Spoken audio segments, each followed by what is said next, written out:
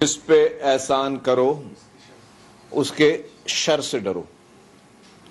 اور مولا علی کا وہ جو قول تھا اس کو آپ آج کے دور میں دیکھ سکتے ہیں کہ جس شخص کو 2018 میں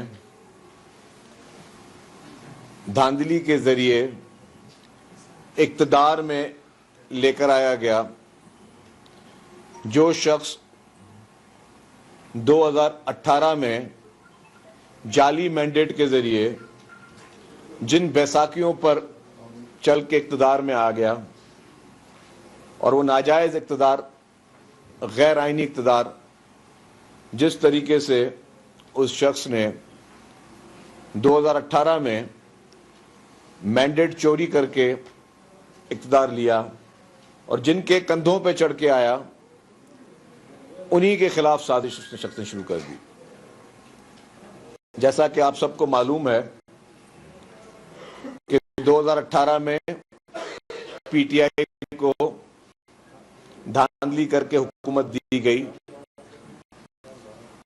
اور اس کو جو باقی جماعتوں کا مینڈیٹ ہے اس میں ڈاکہ ڈال کے اس کو حکومت ملی، اور جیسے اس کو حکومت ملی تو وہ 3.5 سال اس شخص نے کوئی ایک بھی ایسا کام نہیں کیا سوائے چند لنگر خانوں کے. سال کے دور اقتدار ہے، اس کا کوئی ایک بھی ایسا پائلٹ پروجیکٹ یا چھوٹا پروجیکٹ وہ گنوانے کی پوزیشن میں نہیں ہے پی ٹی آئی. افسوس کی بات یہ ہے کہ وہ 3.5 سال جس طریقے سے اقتدار گزرا، وہ اس پاکستان میں ایک سیاہ دور کے طور پہ جانا جاتا ہے.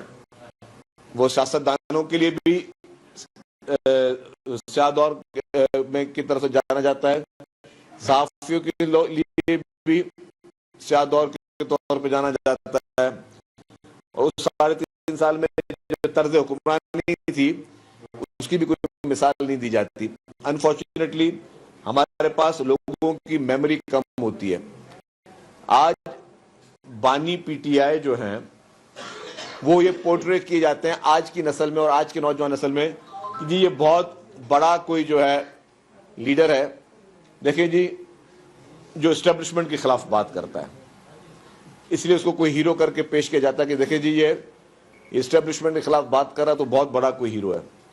لیکن اگر آپ 3.5 سال کی جب اقتدار میں عمران خان تھا، آپ اس کی تمام گفتگو اٹھا کے دیکھ لیں.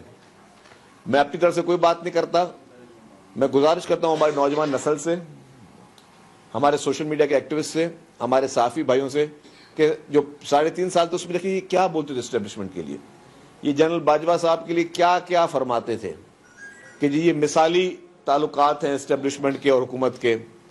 جب مجھے یاد ہے فرسٹ ٹائم بریفنگ ہوئی تھی جو کہ تمام پرائم منسٹر کو، ان کی کیبنٹ کے چند ارکان کو ہوئی تھی، تو اس پہ ان کے ایک سابق وفاقی وزیر اطلاعات تھے، وہ ایک مشہور ٹی وی چینل پہ آ کے کہتے جی ہمیں تو وہ بریفنگ دی گئی جو آج تک کسی پولیٹیکل پارٹی کو نہیں دی گئی، اور ہمیں یہ بتایا گیا اور ہمیں کہا گیا کہ ایسی بریفنگ ہم نے کسی کو نہیں دی کیونکہ ہمیں آپ پر بہت اعتماد ہے اور آپ اچھے لوگ ہو، آپ کو ہم نے کوئی خاص بریفنگ دی ہے. تو اس طریقے سے بیٹھ کر وہ صرف اور صرف جنرل باجوہ صاحب کی تعریف کرتے تھے، مثالی اسٹیبلشمنٹ کے ساتھ تعلقات کی وہ ہمیشہ باتیں کرتے تھے کیونکہ ان کو پتا تھا ان کو بیکنگ تھی. ایکچوئل ان کے پاس کوئی بھی کسی قسم کا کوئی مینڈیٹ نہیں تھا. اگر آپ کو یاد ہو کہ برطرفی کے بعد بھی اور اس سے پہلے بھی عمران خان صاحب اپنے انٹرویو میں کہتے تھے کہ جی میرے پاس تو کوئی نمبر ہی نہیں ہوتے تھے، میں تو کسی اور ادارے کو بولتا تھا جی مجھے اسمبلی میں نمبر پاس کر کے دیں. جو اسمبلی میں بل پاس ہوتے تھے، جو بجٹ پاس ہوتے تھے، کس طریقے سے ہوتے تھے، آپ سب اسلام آباد کے صحافی بیٹھے ہیں، آپ سب کو پتا ہے کہ اس وقت کس طریقے سے ان کی حکومت چل رہی تھی. تو ان ساری باتیں کرنے کا مقصد ہے کہ آج جو شخص اپنے آپ کو ایک یہ شو کرتا ہے جی میں کوئی اسٹیبلشمنٹ کو جس طرح میں نے ٹارگٹ کیا ہوا کو بہت بڑا کمال کر رہا ہوں، تو وہ شخص جس نے اپنا 3.5 سال اقتدار اس وقت ان کی وہ وہ ڈیموکریٹک سوچ کہاں گئی تھی؟ اس وقت ان کو یہ جنون کیوں نہیں آ رہا تھا کہ جی میں جس اقتدار پہ بیٹھا ہوا ہوں کیا یہ جائز اقتدار ہے؟ کیا میرے پاس نمبرز ہیں؟ کیا میں سینٹ کی وہ سیٹیں جیت سکتا تھا جو جس طرح میں جیتی؟ جس طریقے سے اس وقت سینٹ کے چیئرمین جو تھے، جو پریزائڈنگ آفیسر تھے مظفر شاہ صاحب، انہوں نے 7 ووٹ جو ہے وہ رد کر دیے تھے پیپلز پارٹی کے، اور باقی جس طریقے سے، کیا وہ چیزیں جائز تھی؟ کیا جس طریقے سے بجٹ پاس ہونا اور ایک ایک ان کا بل پاس ہونا، کیا اس وقت ان کو انقلاب اور جمہوریت اور اخلاقیات یاد کیوں نہیں آئی؟ مطلب وہ ہماری سب کی میموری سے کیوں ہٹ جاتا ہے؟ اور پھر جب ان کو نو کانفیڈنس کے ذریعے نکالا گیا تو جنرل باجوہ کو یہی عمران خان صاحب تھے جنہوں نے کہا کہ میں آپ کو لائف ٹائم کے لیے ایکسٹینشن دینے کے لیے تیار ہوں. اس وقت یہ سارے جتنے بھی آج انقلابی لوگ ہیں وہ اس وقت کیوں نہیں بولتے تھے؟ جو آج انقلاب کی بات کرتے ہیں یا آج اخلاقیات کی بات کرتے ہیں، وہ اس وقت ان کی اخلاقیات کی باتیں یا انقلاب کی باتیں کہاں چلی گئی تھیں؟ وہ ہماری میموری ہم نے کیوں ڈیلیٹ کر دی؟ اتنی پرانی میموری نہیں ہے، کوئی صدیوں کی بات نہیں ہے، کوئی ڈیکیڈز کی بات نہیں ہے.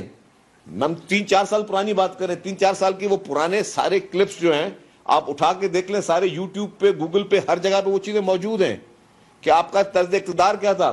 آخر تک آپ نے جو ہے جس ادارے کی مدد سے آپ اقتدار میں آئے، اور جب اس ادارے کو آپ نے کہا کہ میری مدد کریں، انہوں نے کہا کہ نہیں جی ہم تھک گئے آپ کی مدد کر کر کے، ہم تھک گئے آپ کی نااہلیت کو چلا کر.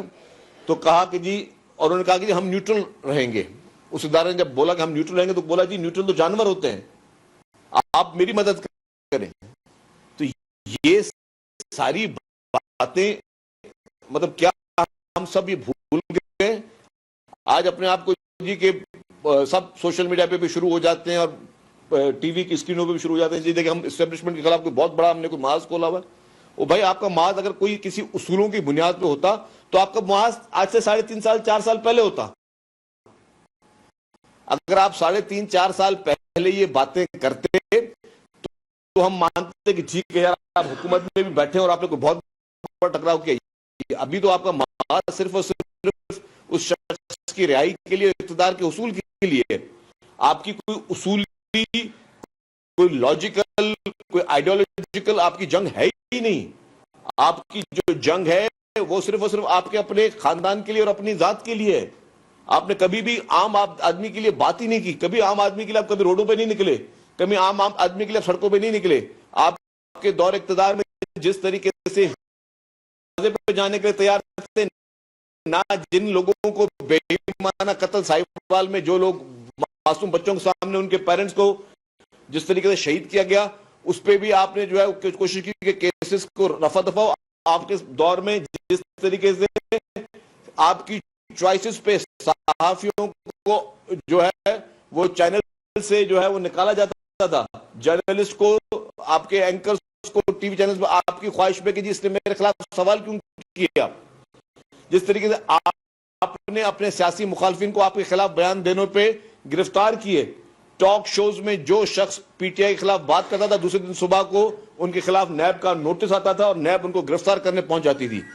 آپ کے دور میں جس طریقے سے آج آپ بات کریں اخلاقیات کی اور سب کی، ہمیں بالکل رحم ہے، ہم آپ کے لیے ہمدرد ہیں.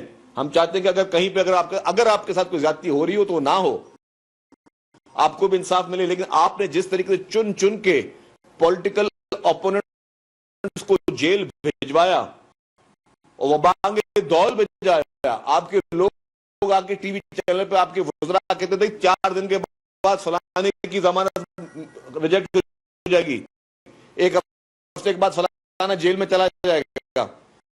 تو آپ نے جس طریقے سے اداروں کو اپنی پسند اور ناپسند کے لیے، اپنے مقاصد کے لیے استعمال کیا، جس طریقے سے نیب کو آپ نے اپنی انگلیوں پہ نچا کے، جس طریقے سے اس وقت جاوید اقبال صاحب کی نیب میں آپ نے جس طریقے سے پولیٹیکل مخالفین کو چن کے ان کی کیریکٹر ایسیسینیشن کی، ان کے میڈیا ٹرائل کرایا، ان کو گرفتار کروایا، کیا یہ سب چیزیں سب آدمی بھول جائیں؟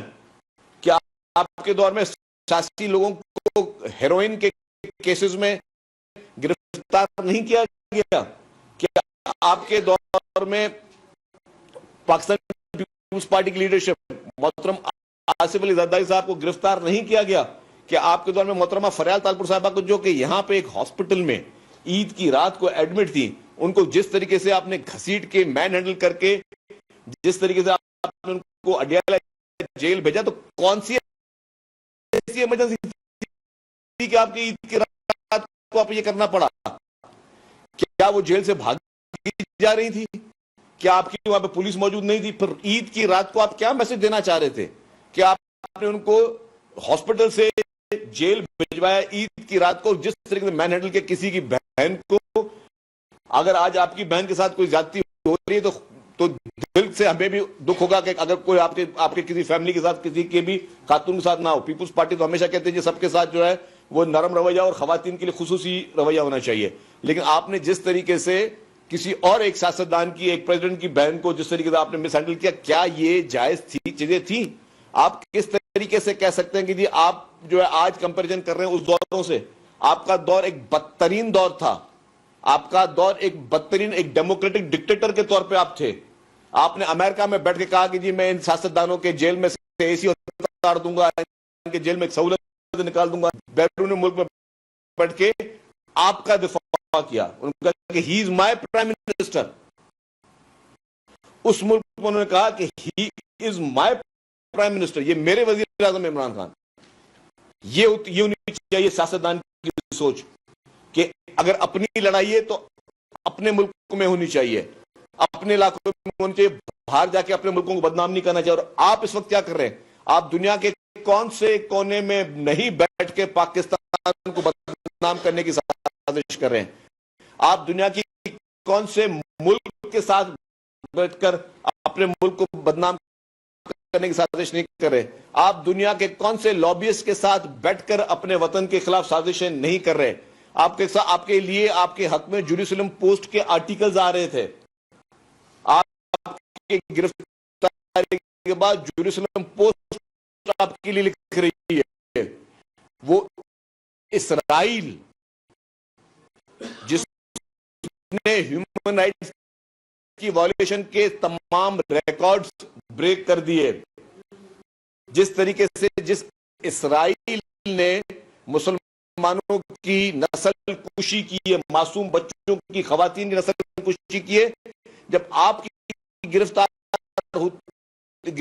ہوتی ہے تو ایک انٹرنیشنل فورم پہ اسرائیل کا جو نامینی ایک خاتون تھی، وہ کہتے ہیں جی پاکستان میں ہیومن رائٹس کی وائلیشن ہو رہی ہے۔ آپ کی گرفتاری پہ اسرائیل کہہ رہا ہے کہ جی اسرائیل کو درد ہو رہا ہے کہ جی پاکستان میں ہیومن رائٹس کی وائلیشن ہو رہی ہے۔ وہ اسرائیل جس کے لیے پوری دنیا جانتی کہ اس نے جس طریقے سے ہیومن رائٹس کے تمام وائلیشن کا ریکارڈ توڑ دیا ہے، اس کو آپ کے لیے دکھ ہو رہا ہے۔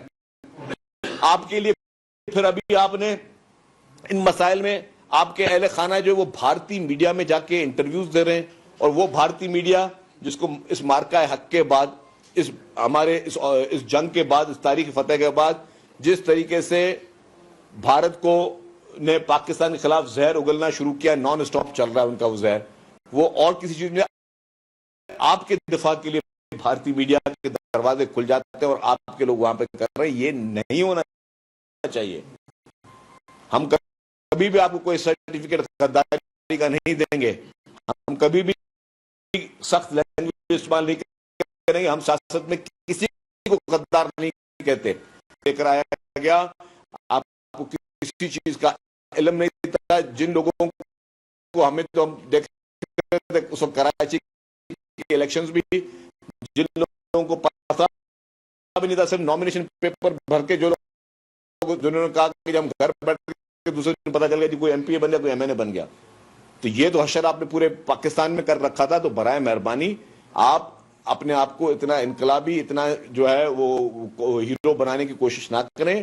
آپ کا پورا ماضی، آپ کے وہ انٹرویوز آج تک موجود ہے، تو آپ آج بھی اپنے انٹرویو دیکھیں جس میں آپ نے کہا ہے، آپ نے ایڈمٹ کیا ہے، یہ نہیں کہ میں کوئی الزام تراشی کر رہا ہوں، اگر میری ایک بھی ایسا الفاظ جو میں آج گفتگو میں کر رہا ہوں، کوئی ایک بھی ایسا جس کا میں ثبوت کسی بھی قانون میں پیش نہ کر سکوں تو میں مجرم ہوں۔ جو میں بات آج کر رہا ہوں اس کے ایک بات کو میں ہر کورٹ آف لا میں پروو کرنے کے لیے تیار ہوں. آپ نے جس طریقے سے اس وقت کی اسٹیبلشمنٹ کے ذریعے آپ اقتدار میں آئے, جس طریقے سے آپ نے نیب کو استعمال کیا اپنے پولیٹیکل مخالفوں کو چن چن کے گرفتار کرنے میں. یہیں اسلام آباد سے ہمیں یاد ہے کہ خورشید شاہ صاحب کو گرفتار کیا گیا, مرحوم آغا سراج درانی صاحب ایک آفیشیل میٹنگ میں ان کو گرفتار کیا گیا.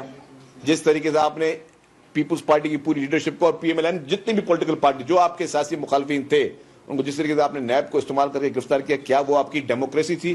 کیا آپ کی وہ جمہوری سوچ تھی؟ اور پھر آپ کے دور میں سونے پہ سہاگا جس طرح آپ نے عدلیہ کو استعمال کیا, جس طریقے سے آپ نے ان چیف جسٹس صاحبان کو استعمال کیا جو آپ کے پولنگ ایجنٹ کے طور پہ کام کر رہے تھے, کیا ثاقب نثار, آپ کی کامیابی میں ثاقب نثار کا رول ہم بھول جائیں؟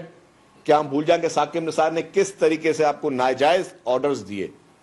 آپ جیسے شخص کو صادق اور امین کا انہوں نے سرٹیفکیٹ دیا, وہ صادق اور امین کا سرٹیفکیٹ کسی سے بھی چھپا ہوا نہیں ہے. مجھے یاد ہے کہ وہ پٹیشنز کیا تھی جس میں آپ نے آپ کی پوری سیاست جو ہے وہ انفارچونیٹلی کال اور فیل کا تضاد رہی ہے. میں کوئی سخت لفظ استعمال نہیں کروں گا. آپ نے خود کہا کہ جو ایمنسٹی لیتے ہیں وہ چور اور ڈاکو لیتے ہیں, آپ کے بیانات ہیں. میں ایک ایک جملہ جو آج پریس کانفرنس میں بول رہا ہوں, آئی وش کہ مجھے کوئی کورٹ میں لے جائے کہ یار مجھے کوئی ڈیفیمیشن کا کیس کر لے. ایک ایک الفاظ کو میں ڈاکیومنٹری ویڈیو ایویڈنس میں اس کو پروو کرنے کا تیار ہوں. آپ نے کہا کہ جی ایمنسٹی کون کرتا ہے؟ وہ چور اور ڈاکو کرتا ہے. یہ آپ نے کہا, میں نے نہیں کہا. اور پھر کیا کیا؟ پتا چلا کہ آپ نے خود بھی ایمنسٹی کی ہوئی تھی, آپ کے گھر والوں نے بھی ایمنسٹی کی ہوئی تھی. یہ کال اور فیل میں تضاد تھے نا. آپ پوری قوم کو آپ نے ایک امیج دینے کی کوشش کی کہ آپ ایک اچھے ایماندار شخص ہیں, باقی سارے چور ڈاکو ہیں. یہ آپ نے کہا, ہم نے نہیں کہا. اور پھر آپ نے خود کہا کہ جی یہ ایمنسٹی چور ڈاکو کرتے ہیں, اور پھر آپ خود بھی کر رہے ہیں. تو یہ کال اور فیل کا آپ کی ہر کال فیل میں تضاد تھا. ہم سب کو آج لوگ سوچتے ہیں کہ یار بیچارے اب 2.5 سال سے جیل میں. وہ بھائی آپ 2.5 سال سے جیل میں, اس سے زیادہ قربانیاں باقی لوگوں نے دی ہیں. جس طریقے سے آپ 2.5 سال کے جیل کا بدلہ پاکستان کے اداروں سے لے رہے ہیں, پاکستان کے اداروں کے خلاف سازشیں کر رہے ہیں, آپ نے کوئی قربانی نہیں دی جتنی بڑی قربانیاں بڑے بڑے لیڈران نے دی ہیں. اور نہ ہی آپ نے کوئی کارنامہ ایسا کیا جس کے لیے میں آپ کو کہوں کہ جی آپ کا ہم سنہری الفاظ میں آپ کا دور لکھیں گے. آپ اپنے 3.5 سال کی کارکردگی آگے بتا دیں, میں پیپلز پارٹی کی ادوار کی کارکردگی آپ کو بتانے کے لیے تیار ہوں. قائد عوام شہید ذوالفقار علی بھٹو صاحب کے کارنامے مجھے کسی کو ریپیٹ کرنے کی ضرورت نہیں ہے. ایٹمی طاقت بنانے سے اور آئین پاکستان دینے تک ہر بڑا کام پاکستان پیپلز پارٹی نے کیا ہے. قائد عوام شہید ذوالفقار علی بھٹو کو عدالتی قتل کیا گیا, جس کے 25 سال کے بعد جا کے پھر جسٹس قاضی فیصل صاحب نے مانا کہ جی وہ عدالتی قتل ہوا تھا. ہم نے تو کبھی اداروں کے خلاف سازشیں نہیں کی. شہید محترمہ بے نظیر بھٹو صاحبہ کی جس طرح شہادت ہوئی, کیا ملک میں حالات تھے. یہ پنڈی دور نہیں ہے آپ سے جہاں, اور یہ دسمبر کا ہی مہینہ تھا جہاں ان کی شہادت ہوئی. اور پورے ملک میں جو آگ لگی ہوئی تھی, پریزیڈنٹ آصف علی زرداری صاحب انہوں نے کہا کہ پاکستان کھپے تاکہ یہ آگ کو میں بجھا سکوں, تاکہ اس ملک میں کے ماحول کو میں بہتر کر سکوں, تاکہ لوگ جو ہے وہ بغاوت کی بات نہ کریں. آپ کو تو ابھی تو کوئی انگلی میں خراش بھی نہیں آئی ہے. وہی پریزیڈنٹ آصف علی زرداری صاحب 12 سال تک جیل. وہ ساری چیزوں کو ہم بھول جائیں اور آپ کو کوئی انقلابی لیڈر مانے تو معذرت کے ساتھ انقلابی لیڈر آپ اس طرح نہیں بنتے. ہم آج بھی چاہتے ہیں کہ چیزیں بات چیت کے ذریعے حل ہوں, لیکن افسوس آپ سیاستدانوں سے بات چیت کرنے کے لیے تیار نہیں تھے. 2024 کے انتخابات کے بعد جب پاکستان پیپلز پارٹی کی سی کی میٹنگ ہوئی, اس میں پہلا اعلامیہ یہ تھا کہ پیپلز پارٹی نے کہا کہ جی ہم پی ٹی آئی سے پی ایم ایل این سے دونوں سے بات چیت کریں گے. ہمیں حکومت میں آنے کا شوق نہیں ہے. اگر پی ٹی آئی ہمارے ووٹوں سے حکومت بناتی ہے موسٹ ویلکم, اگر پی ایم ایل این بناتی ہے تو موسٹ ویلکم. جیسے ہی پیغام آیا تو عمران خان صاحب نے جیل سے منع کیا کہ جی ہم پیپلز پارٹی کے ساتھ بات چیت کرنے کے لیے تیار نہیں ہیں. اور پھر آپ نے کہا کہ آپ پی ایم ایل این کے ساتھ بھی بات چیت کرنے کے لیے تیار نہیں ہیں.